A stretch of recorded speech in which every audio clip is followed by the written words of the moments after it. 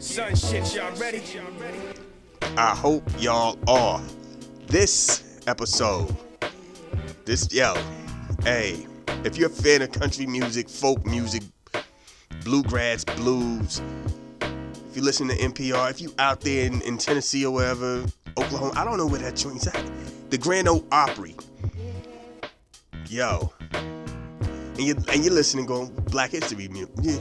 You do Black History moments. What's up? And for those of you who are about to jump the gun and go, Charlie Pride was the first. Close, you're close. It's not Charlie Pride, it's this brother here, Deford Bailey. I don't get deep into his story. I tell you more so about the Grand Ole Opry and him being a house band guy. Him starting out, winning second place. Because that's what happened. He was young. Came in, blew the game up, took the world by storm as far as in that space. Became part of the band. But before that, he would show up here and there. So he was technically the first guest. He just wasn't mega popular. You know what I mean? This is dope because it goes back to what I've been saying. And what we always say, black music is everywhere. You know what I mean? So when you see, even when you go Charlie Pride, salute to Charlie Pride. Deford Bailey though, we definitely have to show love to him. You know what I mean? That's just what we do. This is how it goes down. This is why we do this, man. We just history. And in a minute, we'll get into a whole lot of other history, dope stuff. Because we're always digging for something. Like I said, there's a lot of stuff I personally know. And then there's stuff that I'm looking up and I'm checking out and doing research on myself to give it to y'all, man. Because that's what it is about. Word up. We also talk about a quick little slab of growing up for a hot minute. By the way, I do like NPR. You know, I rock with NPR. But we talk about growing up and how certain females and certain dudes worked at certain places. You didn't, like nowadays, everybody looks the same. Everybody got the tats all over the place, the color, the piercings, and they're all over the place. Back in the day, that was regulated at certain places. You couldn't go up in the Gap and see the punk rocker chick or the punk rocker dude, or you know what I'm saying, or the thug or the gangster. They had a style. They had a style. You know what I mean? Now everybody's everywhere. You know, so, and that brought up because I played a joint off the Juice soundtrack, and we started talking about the chick at the record store when she came off the stair joint, when she came off the ladder, and she was and it's like that was the typical hip hop chick back then. A lot of them hip hop chicks weren't the bangingest brides. You know what I mean? You know, R&B chicks, that was different. Like if you knew a chick around the way who could sing or she was in her R&B game, yo. But a chick that was out here gonna spit bars, she looked a little like a dude a little bit. Let's keep it real. But we have a little nostalgia for a hot second for that. And we get into this whole Grand Opry thing, which is dope. The Grand Opry in general, man, look that history up. And then think about all the black people who have come through those doors, went in those doors, did their thing, and went on about their business. You know what I mean? This is what we do. This is how we get down. Please do your research. Enjoy. Let's go.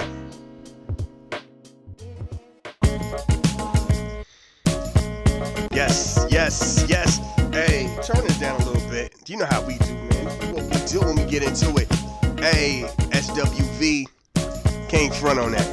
That joint was official, man. Hey, everybody was out here rocking that SWV. Then we took it to, whatever happened to the old girl from the, what was her name? Tammy Lewis? Whatever happened to her?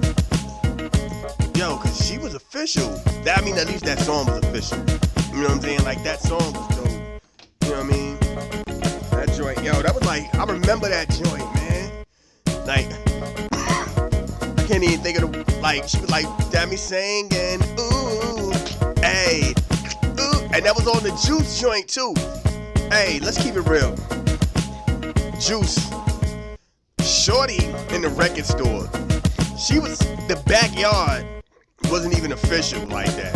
She stepped down and they see the gold tooth and she was alright. She wasn't, she was alright. Like, she was alright for that situation. Like, she was a, like, you know what I mean? Like, remember when we grew up, like, there was a certain type of person that worked at stores.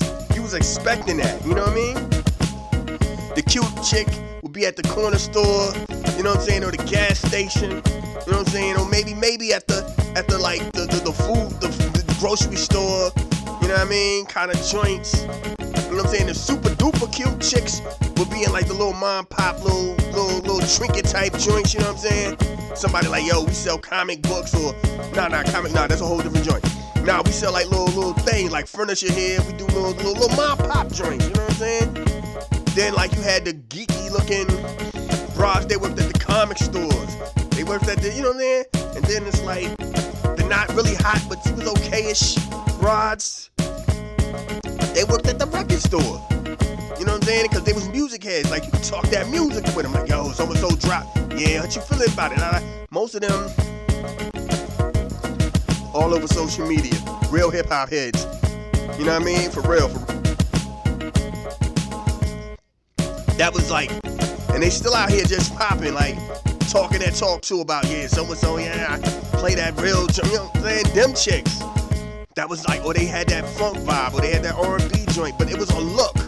Like now, everybody looks the same, you know what I mean? For real.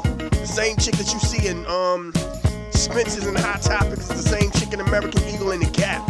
You know what I mean? For real. Like, the same chick that's now trying to sell you, you know what I'm saying, asking you, know what I'm saying, with the, you be like, yo, can I get these in the size, whatever. That's the same type of chick.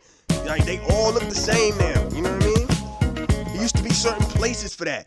You know what I mean? Like, and even in the shoe stores, remember you'd always get either she was super thick or she was super skinny.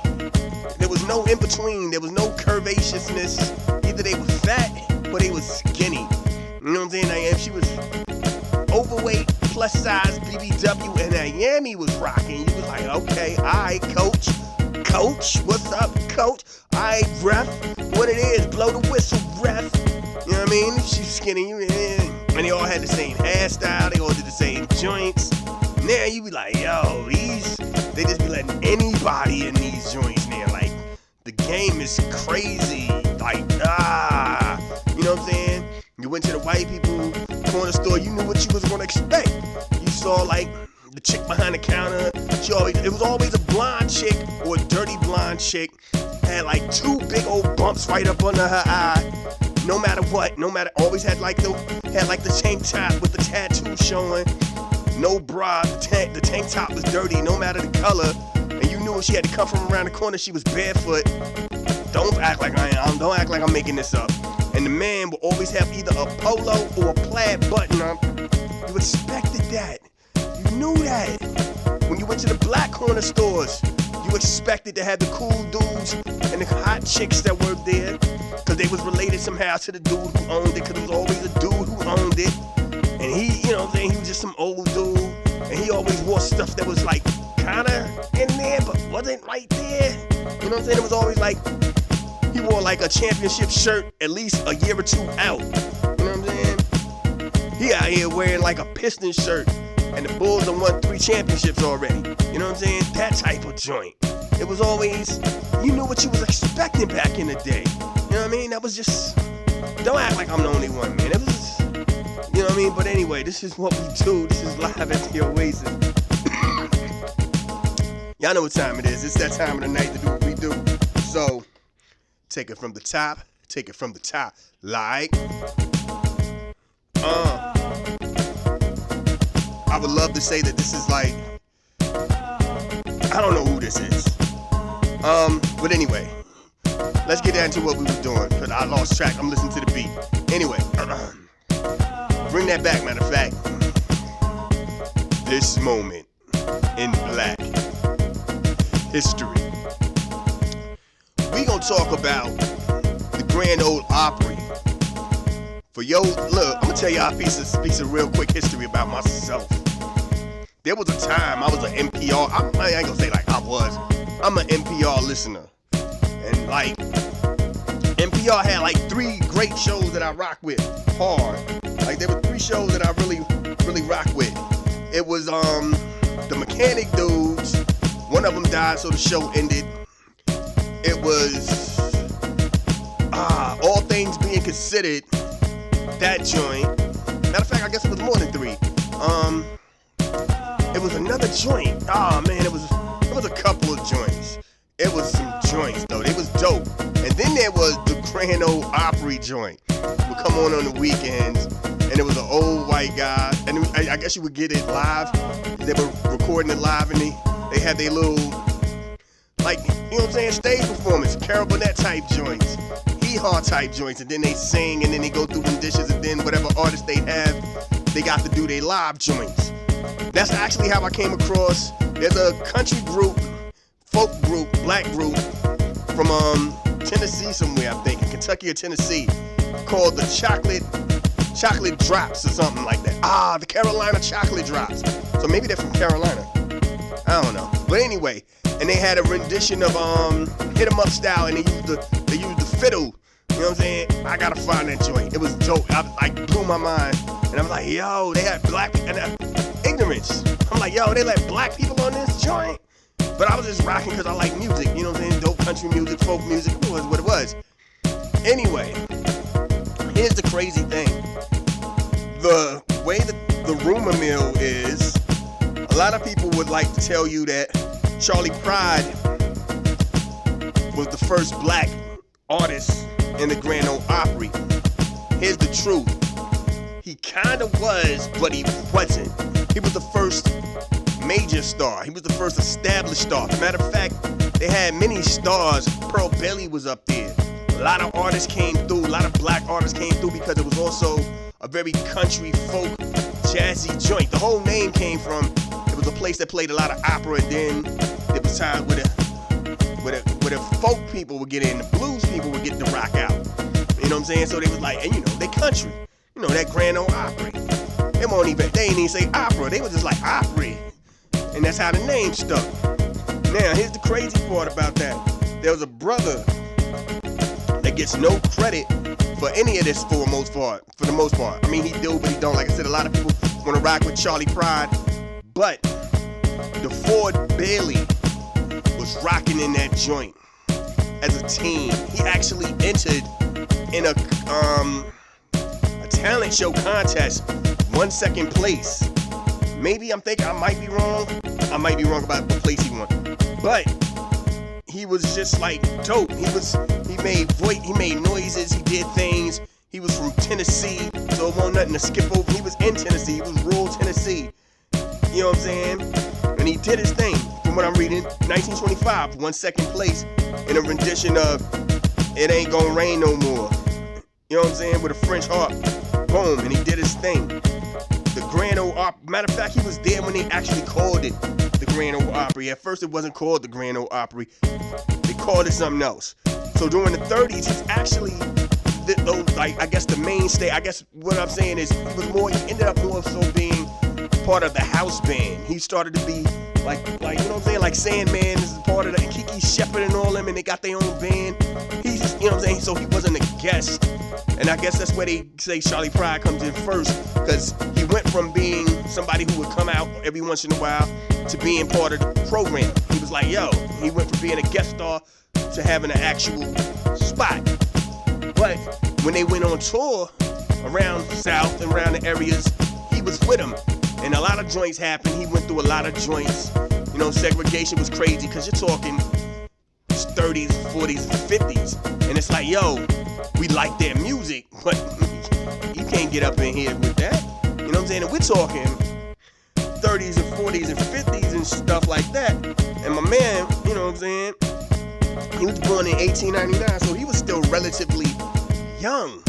You know what I'm saying? We're talking the 30s and 40s. He was still, old enough to understand the situation, but still, young enough to be like, come on, man, that ignorance, that, you know how, I think that's what it is a lot of times, when we look at it like how people are so whatever. It's because they had that youthful, inquisitive curiosity, wanting to rebel, and then there's a point in their life where they're like, nah, I guess this is what it is. And he wasn't at that point in his life yet, and he was just out here doing his thing. But he was the first brother to do his thing, first person to do his thing. You know what I'm saying? He died in 1982. You know what I'm saying? The country music people celebrated this man at the Grand Ole Opry. The African Americans celebrated this man at the Grand Ole Opry the next year. Crazy. You know what I'm saying? Now, talking about Charlie Pride, he was celebrated later on down the line, like in the 90s, along with a few other artists. But, again, Grand Ole Opry, like, look, if you look it up, Grand Ole Opry, you would think has nothing to do with black people or black music, but Black Music Month, I'm telling y'all need to understand, we are everywhere. Our music is everywhere. You take away black music, and everybody is still left with the opera part of it. You know what I mean? So, salute to that brother, Deford Bailey. Salute to Charlie Pride. Salute to all the other artists, great artists who did their thing in the Grand Ole Opry and did it out of love for the music. You know what I'm saying? The respect for the music. Because people, like, yo, the crowds was out here feeling it. Y'all ain't understanding. Back in the day, Ellis Fitzgerald and Pearl Bailey and all of these great artists, they could go out here and kill it. You know what I'm saying? After they do the chitlin circuit, they make that move up top. Well, not up top, more so leftish, because Tennessee's still southern, leftish, and still kill it with the whole different artists, with a whole different audience, and not really necessarily, quote unquote, sell out. You know what I'm saying? It was like, this is what they do. It's appreciated on both ends. Little Richard, all these people, man, you gotta salute these people. We did the joint with Rosetta Thorpe, Sister Rosetta, a few months back, how she could like rock out at the club on Saturday and then help you out with the hymns on Sunday, because she was that big. She was big enough to be on the secular level and then go to the Christian level. Hey, black music is beautiful, man. Love it, respect it. This is what we do right here. This is what I do. Get at me on Twitter, BlackSeas, BLACK_CEEZ. Get at me on the gram. Y'all know who I am. Black Caesar Son. BLACKCEZAR. Hold on. BLACKCEEZARSONN. Facebook Live at the Oasis Mix Show. Mixcloud, SoundCloud, YouTube, Hitters.at, Dailymotion, Vimo, Audio Mac. It's a whole bunch of joints. I'm realizing I got all Hulk Share. Yeah. You know what I mean? Whatever. Them joints, Black Caesar Live at the Oasis.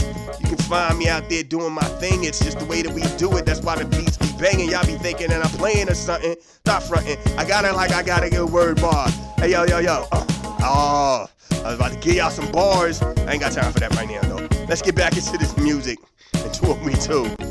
Word up. Let's go. This is a Soul of Art presentation.